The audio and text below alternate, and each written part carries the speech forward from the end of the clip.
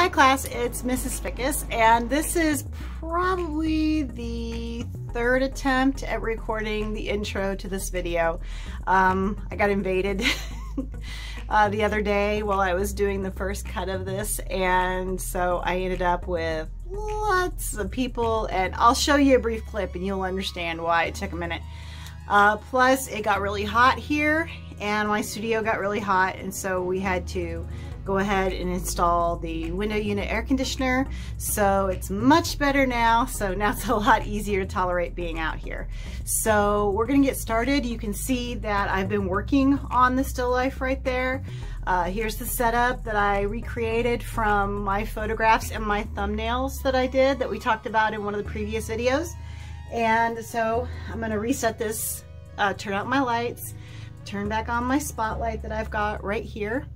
And I'm going to talk you through some of that so that you can see kind of what I'm thinking and what I'm working on. The piece of paper that I decided to use, I'm not real satisfied with. It's a piece of scrap that I had laying around, and it's pretty, it's a type of paper that a lot of people refer to as rag paper. It's a type of drawing paper that is predominantly regular paper pulp mixed with rag paper, which is shredded up cotton. So the texture of it is not exactly what I should have used for this, but it's what I had on hand, and I don't get to town very often right now because of what's going on to get some more paper. I did order some off of Blick to see some different styles by a different manufacturer that I would like, so I've been experimenting with those. Nana's Portrait is one of them. So I've been experimenting with Crescent board. I pretty much used Strathmore most of the time, but I'm liking the Crescent brand too. So let's get started and I'll talk you through what I'm working on.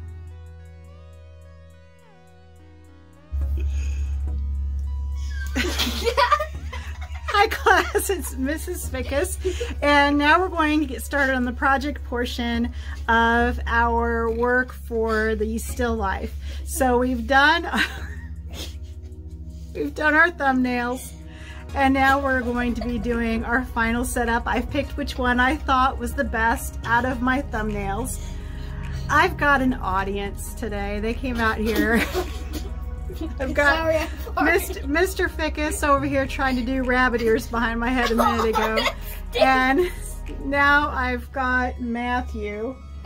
I farted. You farted. Great.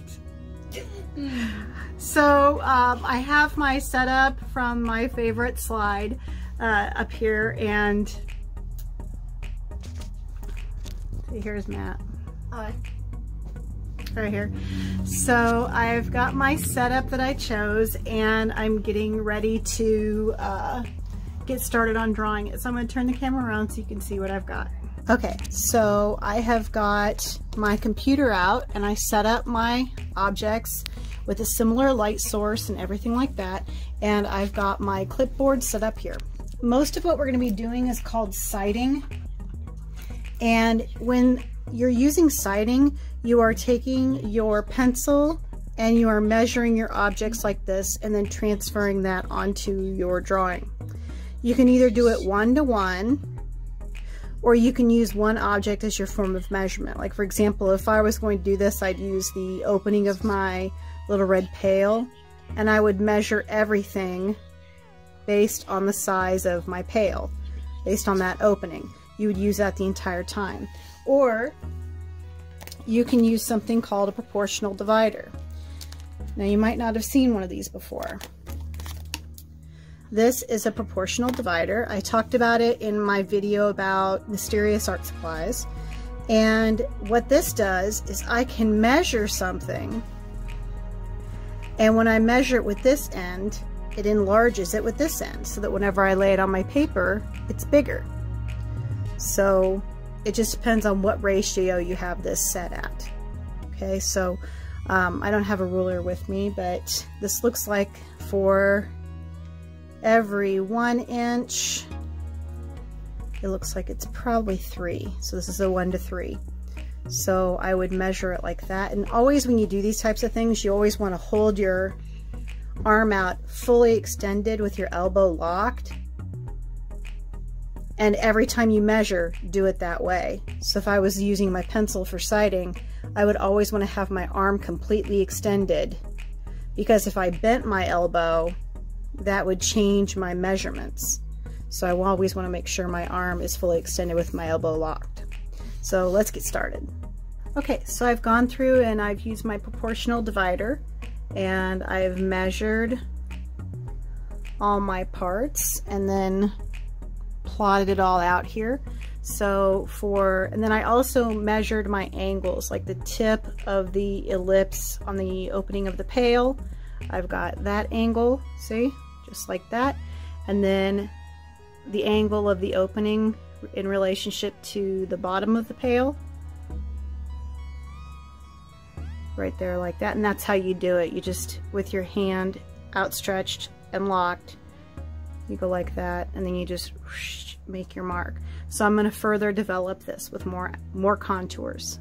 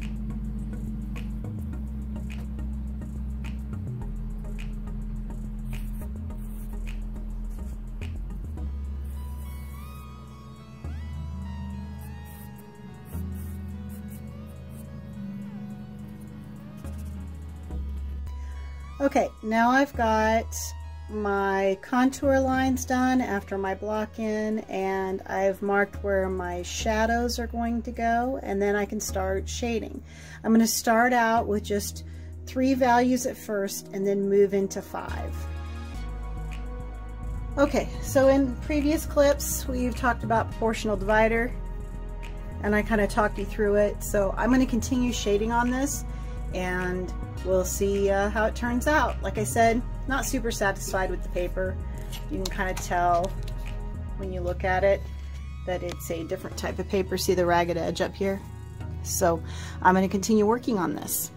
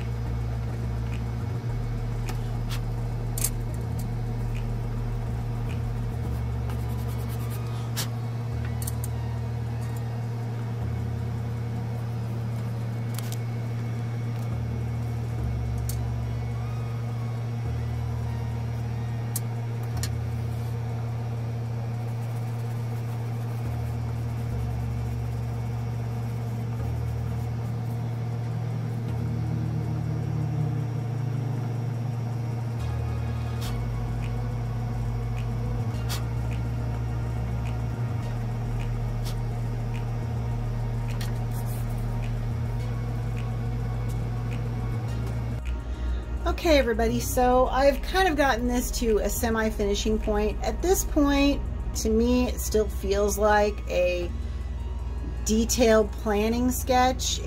I personally would not call this completely done. My grapes need some more work. I'm having a hard time getting highlights onto my container there. Mostly I'm fighting with the paper. This paper is a high rag content, which I didn't think would be so much of an issue, but it turned out to be more of an issue. Every time I try to rub with my blending stumps, it's actually kind of peeling the paper off. I don't know if this has to do with the paper itself or the high humidity in the studio before we got the air conditioner unit installed. That might be part of it. That might be. So this is one of those situations where you maybe kind of struggle with your materials due to certain conditions, and that's just part of the learning process. Most of the time that means that maybe you have to call something a sketch and redo it on a different paper, canvas, material, whatever you have, because it's not turning out the way you want. That is more common than you might think. I had a professor once that said you got to get the bad drawings out to get the good drawings out, and basically what that amounts to is experimentation. There's going to be a certain amount of a learning curve with different materials and different supports. Your paper is called a support, so a lot of times that's just something you learn. This paper is made more for chalk pastels, so I did switch from my I used charcoal on it.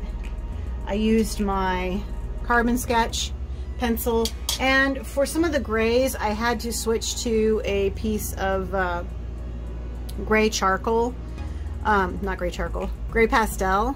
And so I did have to use this for some of the grays because I was just not able to blend like I wanted. It just kept, it's got a very fuzzy, grainy quality overall to it. I couldn't get anything very sharp, which is probably due to the paper.